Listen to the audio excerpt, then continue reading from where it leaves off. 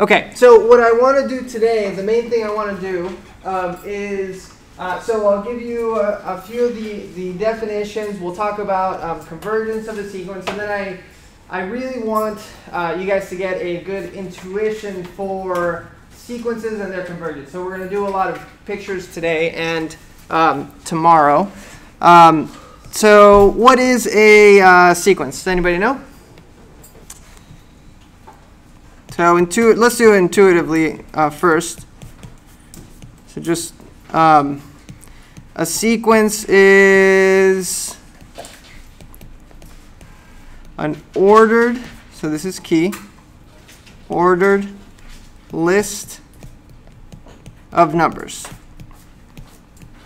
So for example, we can write down a sequence like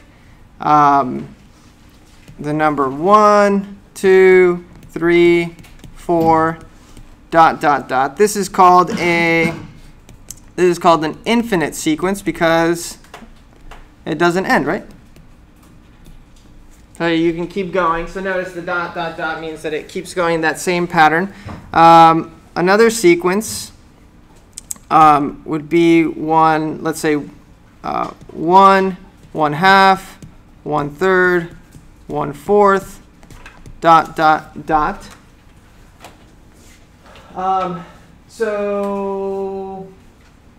Can you guys tell me another sequence? Can you guys just make something up? 2, 4, 6, 8. 2, okay. So 2, 4, 6, 8, ... right? So the sequence of even numbers. Okay, so each one of these are called terms.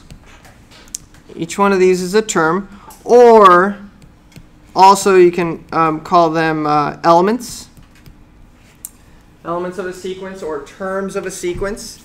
Now all sequences, so let's do a little bit more formal.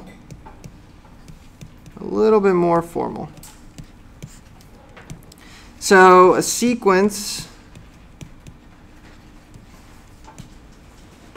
A sub n is a function. So where a sub n is equal to f of n. So it's a function where, whose domain, oh my goodness, whose domain is a subset of the integers. So in other words, the domain is the integers. So you to create the sequence, you plug in the numbers, for example, 0, 1, 2, 3, 4, 5, 6, and so on. And then sometimes you define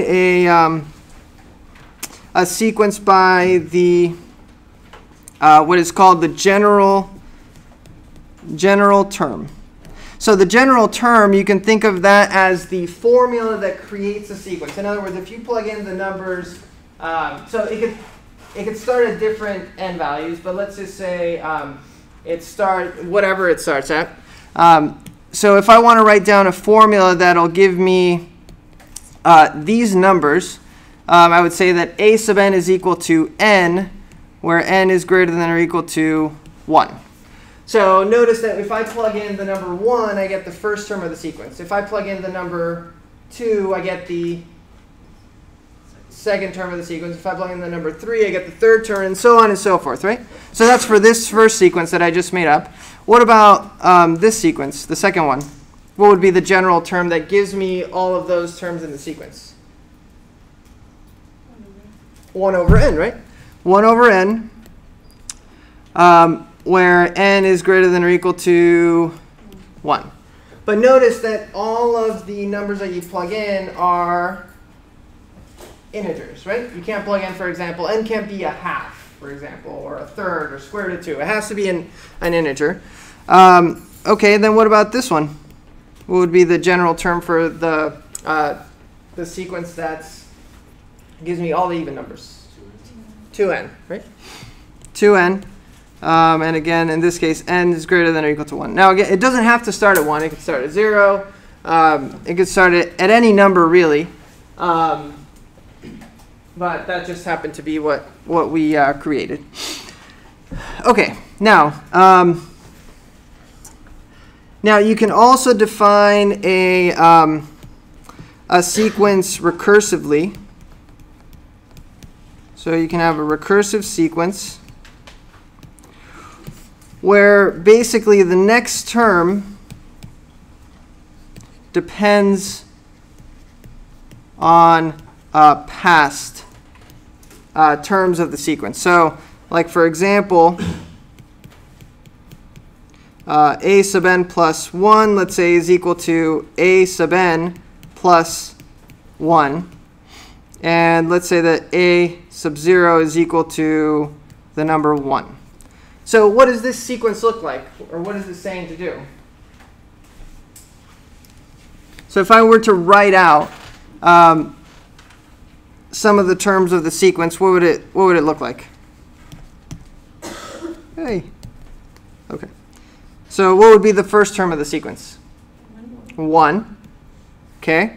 What would be the second term of the sequence? 2. Where does that come from?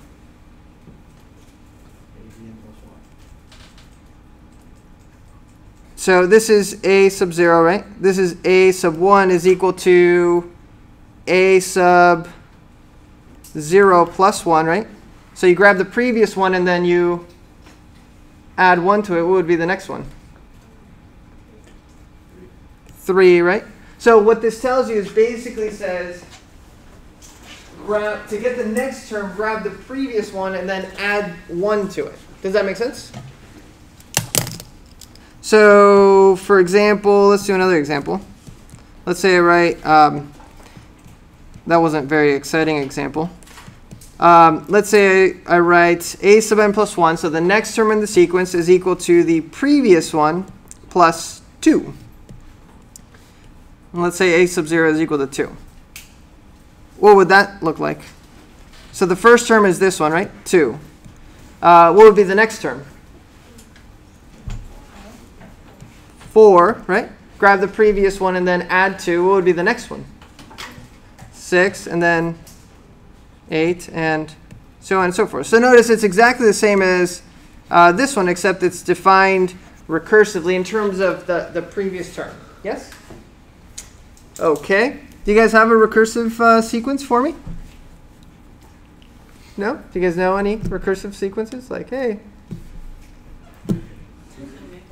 there's that one sequence, really famous one, the Fibonacci sequence. Oh, good times. Okay. All right, so how does the Fibonacci sequence? The Fibonacci sequence is a recursive sequence. Fibonacci. This Fibonacci sequence. So what does that look like? So the Fibonacci, let's put F. You can mess around with the indexes, but how do you define the Fibonacci sequence? It's the last two numbers, right? So you add, to get to the next one, you add the previous two numbers. So let's say I do f of n plus 1 is equal to the sum of f sub n plus f sub n minus 1. That's the two previous ones, right? And you have to start it off somehow. So f sub 0 and f sub 1 is equal to what? Yeah. So you have to start it off, right? So if you're going to add two previous ones, well, you need 2 to start off with. Otherwise, you can't add anything. So you need to start it off. So you've got, my sequence looks like, so first term is 1, second one is 1, right? That's these two. So this is f sub 0, f sub 1. And then what's the next one? 2. That's f sub 3, right? So the next one is 3. Where did that 3 come from? 2 plus 1 is 3, right? And then the next one is 5. Where did that one come from? 3 plus 2 is 5. So you're always adding the 2 previous ones, right? The next one would be 8 and so on and so forth. Yes? Thumbs up? You guys with me? Okay. So anyways, so those are some examples of sequences. Now, okay, so let's talk about convergence. This is very, very important. Convergence of a sequence. Okay, so first let's do informal. So we'll talk about the formal definition and all that stuff, but informally, yes, go ahead. What's the difference between a sequence and a series? A series is a kind of a sum. So we'll do that in the next section. But so a series is actually a type of a sequence. It's a sequence of partial sums. But we'll get to that later, so don't worry about it yet. Yes? Are we going to be doing recursion and programmer? Probably not. No. Okay. Alrighty. Okay, so when we think of convergence, so we say that the sequence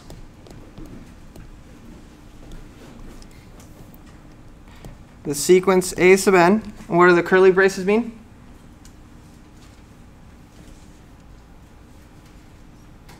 Oh, come on, guys. Curly braces. What does that stand for? Set.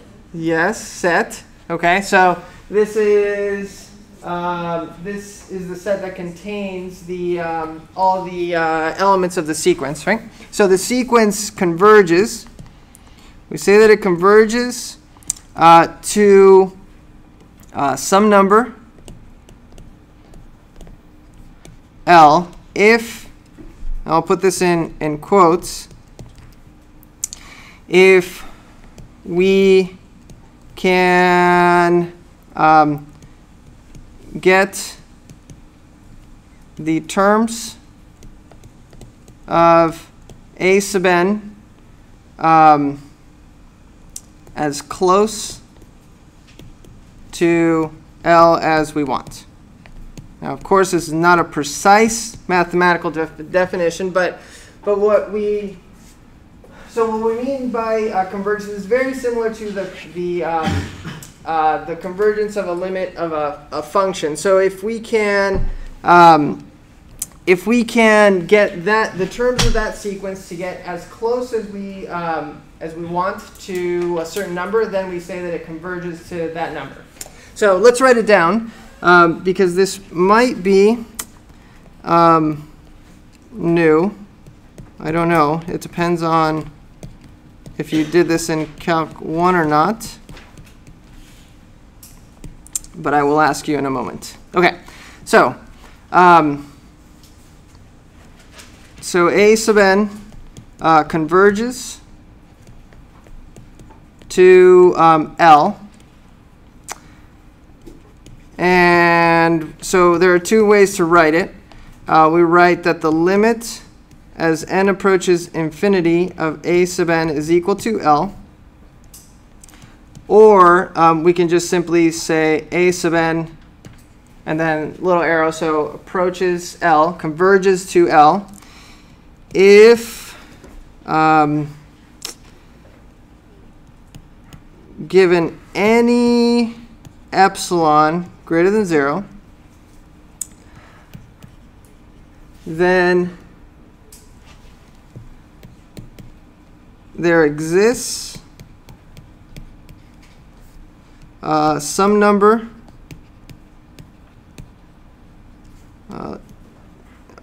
capital N such that the absolute value of A sub n minus L is less than epsilon for n greater than capital N. Okay, so what's the definition of absolute value? What does it represent? Intuitively, what does the absolute value of the difference represent? The distance from a certain. Yeah, the distance, right? So the difference between a sub n and L, the absolute value of that, that's the distance between L and a sub n, right? So a sub n is the sequence. L is what my sequence is converging to. So what we just wrote down up there about getting the terms of n as close to L as we want, that's exactly what this definition says. Is that so epsilon can be any number, and usually you think of epsilon as being a small number, but it has to work for any epsilon. So this is, think of it as a small. So think of this as a small number. And so if you can get the distance between those two as small as you want, then you say that it converges. Yes? Okay, so I have a question for you. So you have to go back and remember last, when you took Calc 1. Did you do, so raise your hand if you did the formal definition of a limit for functions. Raise your hand if you did not do it for sure. And then the rest don't remember. Don't even know if you did it. Which probably means no, because I think you would recognize something like that, no? It had a delta too. It also was also called the epsilon delta definition. No? Some, yeah, kind of, sort of. Okay. All right. Well, if you did, then this is actually, if you remember the pain that you went through, this is actually significantly easier and more intuitive. But it's still a bit of a challenge because it's a different way of thinking. So, okay, so let's do, let me show you some pictures of what this actually means, and then we'll actually do some. And but this is really, really, really, really important. And so we're going to be using this idea of as close as we want a lot. Okay, so take a sequence. So let's say, for example, the sequence 1 over 2 to the n. So let's write this down. And also, I guess let's do some new notation here. Sometimes you put the starting and ending values for the index. So here, what would be the first term of the sequence? If I were to plug in the first n value, which is 0 here, what would it be? 1, right? 1 over 2 to the 0. And then the second term would be 1 over 2 to the 1, which is 1/2, right? And the next term would be 1 over 2 squared, which is 1/4. Okay, the next one is 1 over 2 cubed, which is 1/8, 1/16, and so on and so forth, right? So again, this is an infinite sequence. But can you guys kind of see where this is going to? What is it going to? 0. It's going to 0, right? Okay, so we haven't formally proved it yet, but we suspect. Okay, so we suspect, and you would be correct in suspecting, that 1 over 2 to the n, the sequence defined by 1 over 2 to the n, converges to 0. All right, so let's do some pictures so that we can understand the definition. So before we do that, do you guys have any questions? No? You're good? All right, so let's open up here. Okay. I was doing this in my other class, so maybe we can, instead of me typing it up again, why don't we go through each one of these so that we can make sure we understand what everything does. So, okay, so CLF clears the figure because we're going to be drawing a picture. Clear all clears all the variables, so it resets everything so you don't make it get any weird errors. Can you guys see that okay? Is that an okay size? Okay, now, so these are the values of n. So those are the inputs. So I'm going to start at 0 and I'm going to go to 30. So I just end at 30 just because you obviously can't go to infinity and see a picture of infinite number of points, right? So we'll do 30 so we can get a good picture. A is my sequence, so 1 over 2 to the n.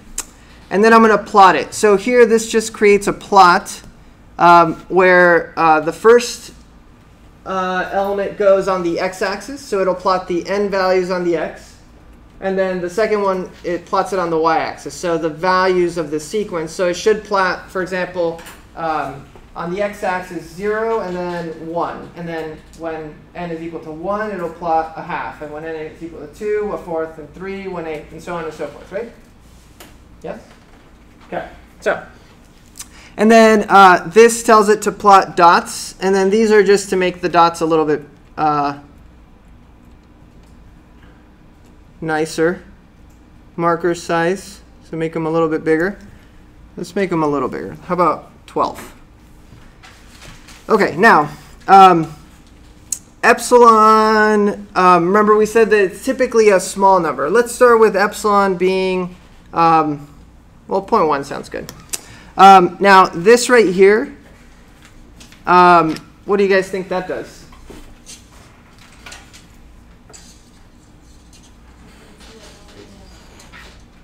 So right there it says ones from 1 to length of n. So that makes a bunch of ones. Actually, let's do this.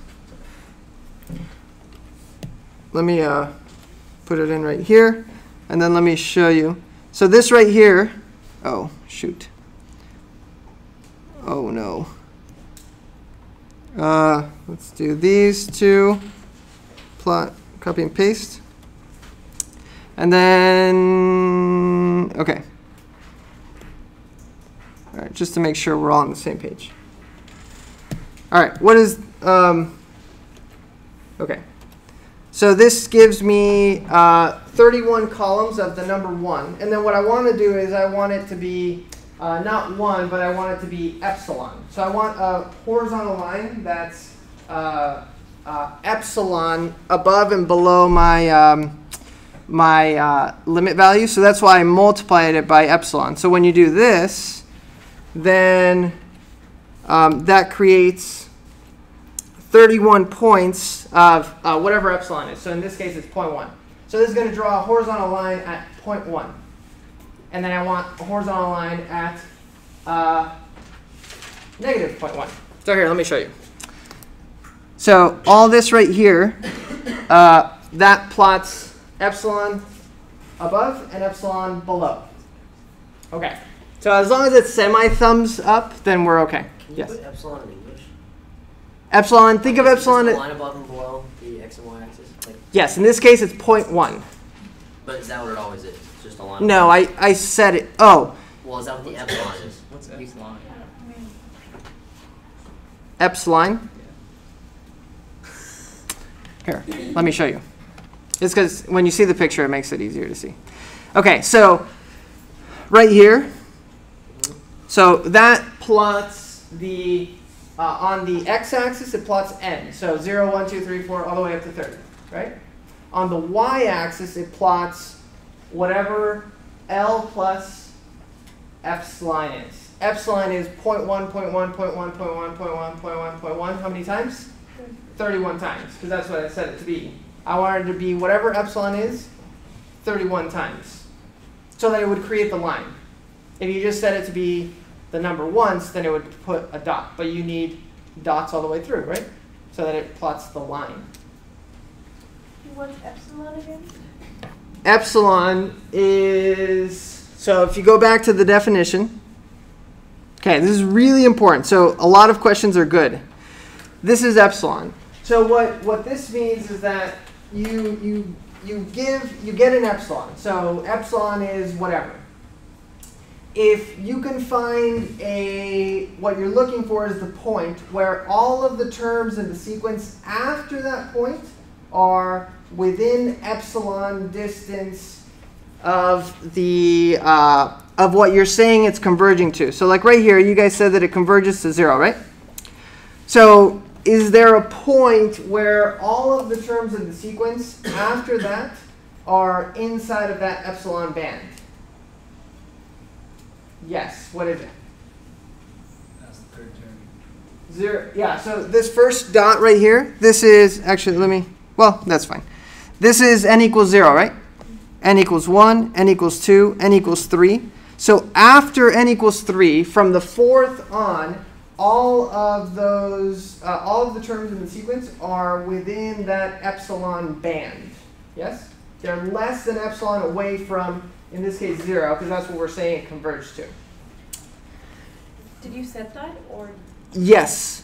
But see, okay, it's for any epsilon. So what this means is that if I change this from 0.1 to 0.01, for example, so I make it smaller, right? So what's going to happen to my epsilon band? Shrinks. So what the definition says, oh my goodness, okay, is there a point where all of the terms of the sequence are within that epsilon band? It doesn't have to be the same one, just as if it exists, a point where all of the ones after that are inside of the band. And actually, it's kind of hard to see, but let's make the dots a little smaller so that, no?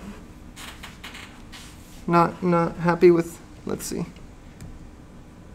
Okay, they're pretty small there, right? So, okay, there's the first one, right? So n equals 0. Maybe a little bigger wouldn't hurt. Interesting. Let's try 5. Oh, okay. It likes to jump there. All right, well, we'll go with small then. Okay, so this is n equals 0. 1, 2, 3, 4, 5, 6. Right there.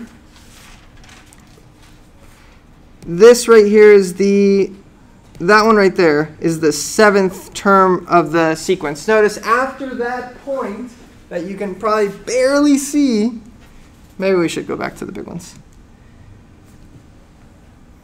0, 1, 2, 3, 4, 5, 6, 7.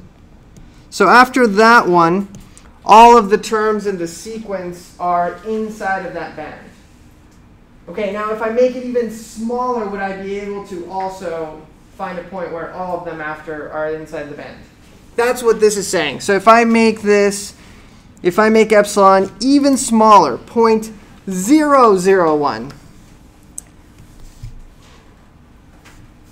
Now I really need the small dots though. Would you also be able to find, so here it's hard to see now, but how about if let's do this. Instead of starting at 0, let's start at the 5th term of the sequence. Okay, so then we can see here, right? This is the 5th, 6th, 7, 8, 9. But all of the terms after 9, all of the terms are inside of the band. What if I make epsilon 0.000001? Would you still be able to do it? Yes. Yes, you just have to go farther out in the sequence, right? So that's what it means. That's what it means for it to converge. Thumbs up? Now, do you guys want an example of one that does not converge? Oh, of course you do. Okay, that's easy to come up with. How about cosine of n? So let's say I make epsilon equal to 2. And let's say we imagine that cosine converges to 0, let's say. So you go, okay, boom. Oh, wait, let me make the dots bigger again. Okay. So notice all the terms of cosine are within the band, right? Does that mean it converges? No, because it has to work for any epsilon. So like see how if I make epsilon equal to 0.1, it doesn't, they're not all inside of the band, right? So what if I go farther? Would that, maybe if I go to the 300th, maybe I'll be able to get them all inside the band. No. Maybe if I go to 3,000, I'll be able to. No. Maybe 30,000. What about 50,000? 300,000? No. Right? You can't, definitely not inside of the band at all. Yes, go ahead. So is that saying that since epsilon always greater than 0, it'll be like within the infinite number of 0 going into that line? Well, epsilon just has to be positive. Yeah, greater than 0. Yeah. Right. Yeah. Because otherwise then it wouldn't make any sense. So if you were to draw a line at 0, you could basically say that was your epsilon line for your most minute function. Epsilon it always goes above and below whatever you're saying it converges to. So it doesn't have to be 0. 0 just happens to be what the first sequence that we picked converged to. So like for example, here, let's do another one. Let's say you have 2 times n divided by 3 times n minus 1, for example. Does that converge to 0? So if you think of that as like a function, think of 2x over 3x minus 1. And you think of x going to infinity, you know, back in the day, back when you loved Calc 1. What does that converge to? Without doing any stuff, do you guys remember? You say that again? What is, if you found the limit as x goes to infinity of 2x over 3x minus 1, what is that equal to? 2/3, no? Right? Oh, you guys forgot your Calc 1 stuff, huh? Okay, well,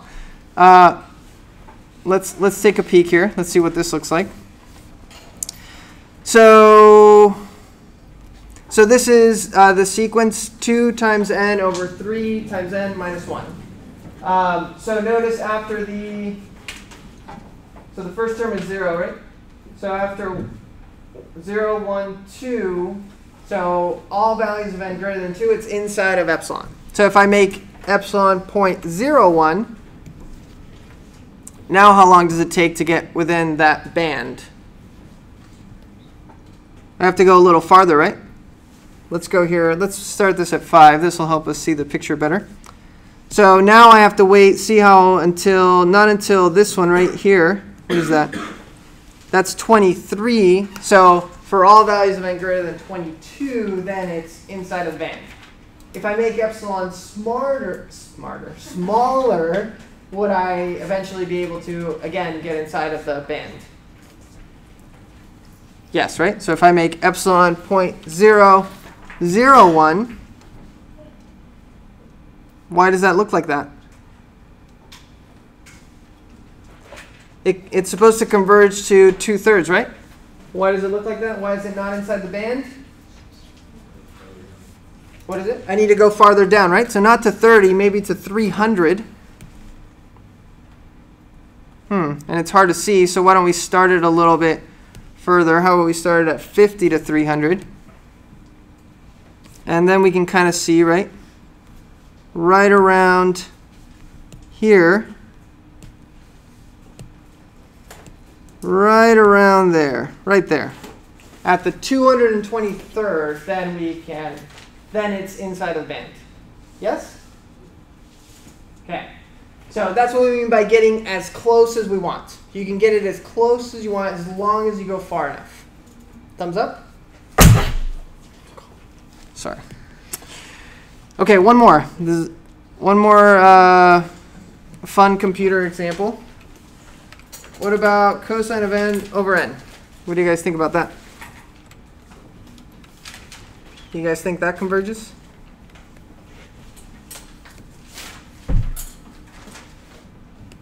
Sorry. Dot here. Okay. So notice how it oscillates, right? Oscillates, oscillates, oscillates. But this time it doesn't converge to 2/3. It actually converges to 0. But let's do 0.1 like that. Okay. So notice how it's oscillating, but after a certain point, let's go a little bit further. Even though they're oscillating, they're still inside of the band, right? Does that make sense? So like if I make epsilon 0.01, then it's not inside of the band right there, right? But if I go further, let's say from 30 to, I don't know, 100 maybe. So not quite, how about 240? So notice how even though they're oscillating, let's go a little bit more. It's still, there's a point where all of them are going to be inside of that epsilon band, even though they're oscillating quite a bit. Does that make sense?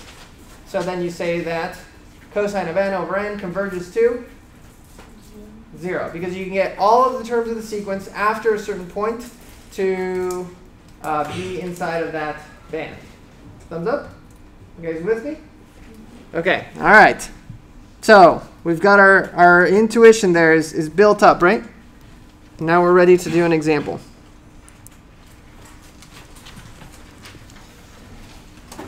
Well, all of those were examples, but you know what I mean. All right, so example. So prove that the sequence defined by 1 over 2 to the n converges to 0 using the definition.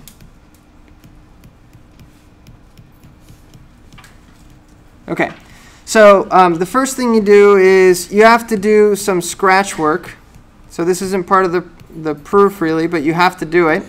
Scratch work to find capital N. Remember, capital N represents the point where all of the terms of the sequence after that value are going to be within the band. One last thing, really important, is what does capital N depend on? What depends, besides from the actual function itself?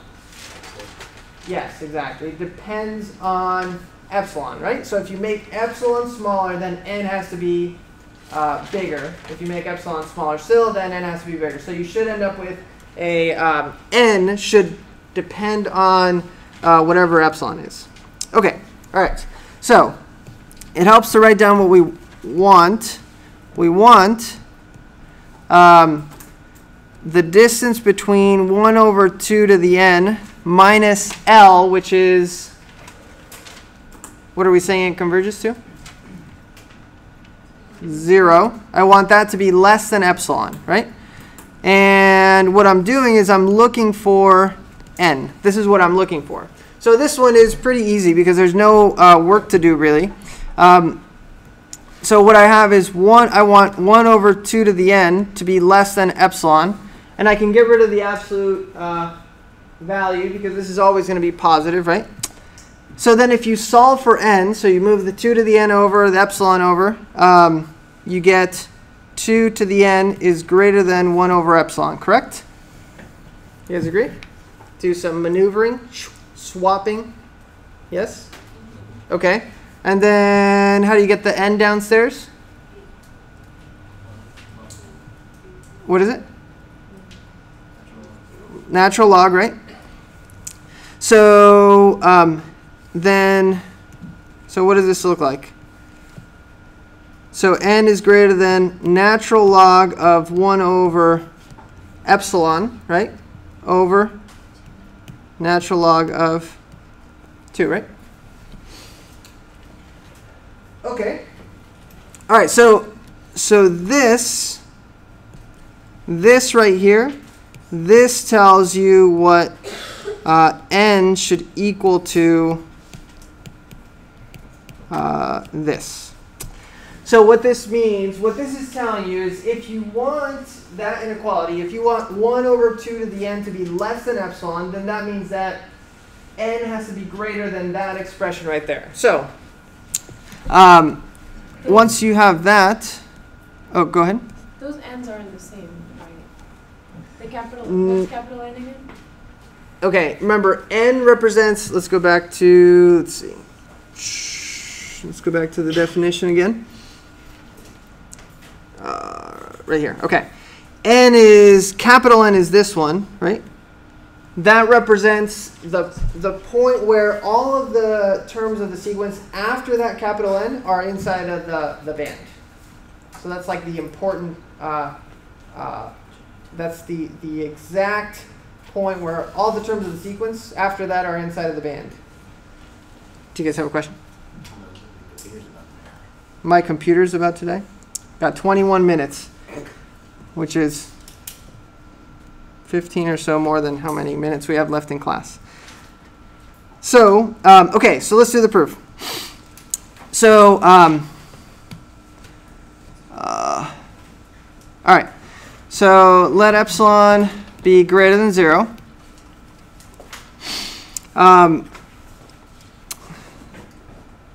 Let epsilon be greater than 0. Then for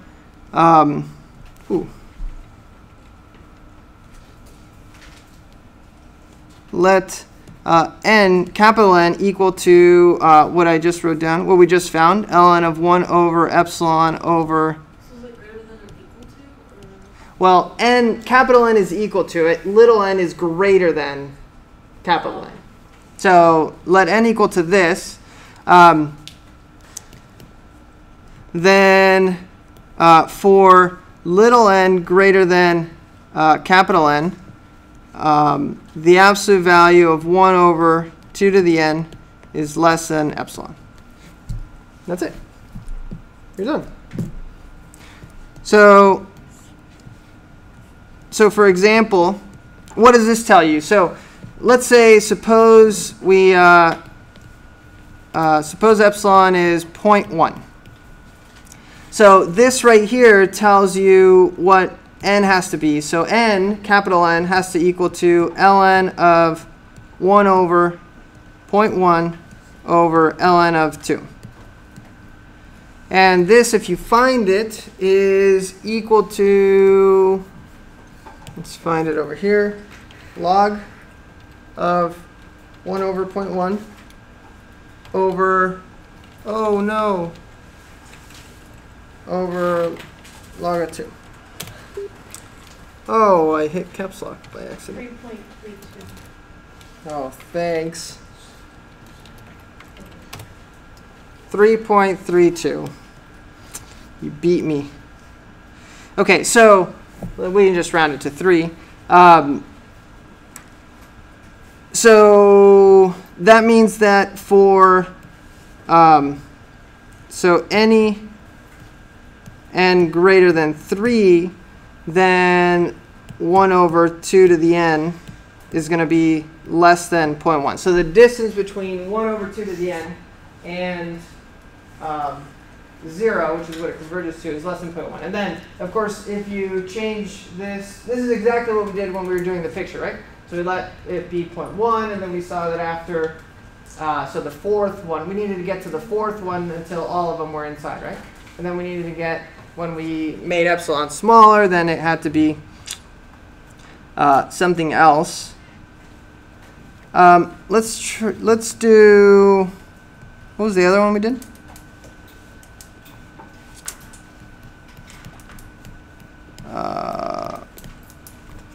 What was the other one? 2 over 3 to the n minus 1. Converges to 2/3. Yes, yes? All right. So we have our scratch work to find n, right? So we say that we want 2n over 3n minus 1 minus L, which is in this case 2/3, to be less than epsilon, right? This is what we want. So what do we do here? If I want to solve for n, I need to do some algebra business there, right? What should I do? No comment? Common denominator, all that kind of good stuff? No? Yeah, right? Okay. So common denominator, so this turns into 6n minus, if I do 2 times 3n minus 1, this would be minus 6n, and then this would be plus 2 over 3 times 3n minus 1, right? I want that to be less than epsilon. So the 6n's go away, and so then I get that 2 over 3 times 3n minus 1 is less than epsilon. So if I move things around here, I get 3n minus 1 is greater than 2 over 3 epsilon, right? You just move the 3n minus 1 over to the other side. So what does n have to be? Do we have room here to go down? Yeah. So for n greater than 2 over 3 epsilon plus 1, and then that multiplied by a third, then I'm good to go, right? So what's the importance of this? Well, this is what I let n equal to, right? So as long as n is greater than that expression, then the distance between all the terms of the sequence and 2/3 is less than epsilon. And we don't have time to do the proof, but you guys saw the other one, so short.